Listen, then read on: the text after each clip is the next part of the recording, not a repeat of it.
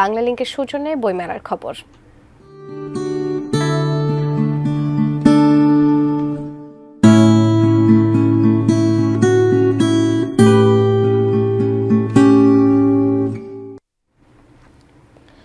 অমর একুশে বইমেলার বাংলা একাডেমি প্রাঙ্গণে খুব কম পাঠকে আসেন বইয়ের খোঁজে। বিক্রির জন্য নয়, বইয়ের ঠাসাই প্রাঙ্গণ। তবে এর মাঝেও কিছু ভিন্নতা ছড়াচ্ছে বেশ কিছু স্টল। Ebook, audio book, Chinese book কিংবা ভিন্ন ধরনের পাজেলের চমৎকার সম্ভার পাঠক খুঁজে পাবেন না এই প্রান্তে না এলে। বইমেলার পুরোটা আকর্ষণই সোহরাওয়ার্দী উদ্যানে। লেখক, পাঠক, প্রকাশক বা এমনির দর্শনার্থী সবারই মূল গন্তব্য সেখানে।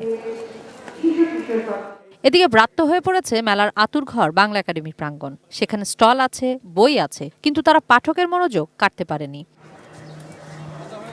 প্রায় জনশূন্য এ প্রাঙ্গণে আছে বেশ কিছু অন্যরকম স্টল। ইবুক আর অডিও বুকের সঙ্গে পরিচিত হতে পাঠকদের আসতেই হবে এ প্রান্তে।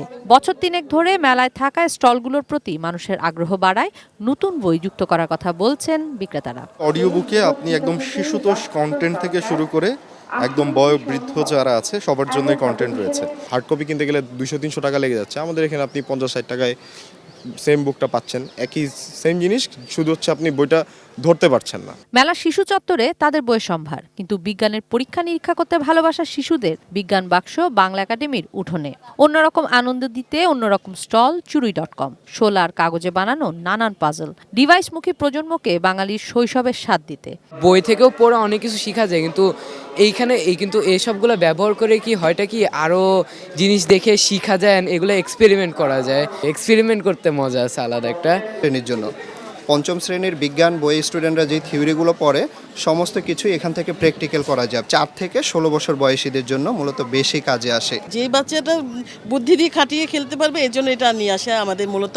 এছাড়া হচ্ছে মনোযোগ বৃদ্ধি করার জন্য আমরা মূলত এটা করেছি যে ফোন থেকে একটু বিরত থাকতে পারবে। মেলার 25তম দিনে প্রকাশ পেল 7 নভেম্বর ইতিহাসের সোনালী দিন। এ নিয়ে মঙ্গলবার বই এসেছে 101টি, মোট প্রকাশিত 2622টি। কিশোর জাহান, এটিএন নিউজ, ঢাকা।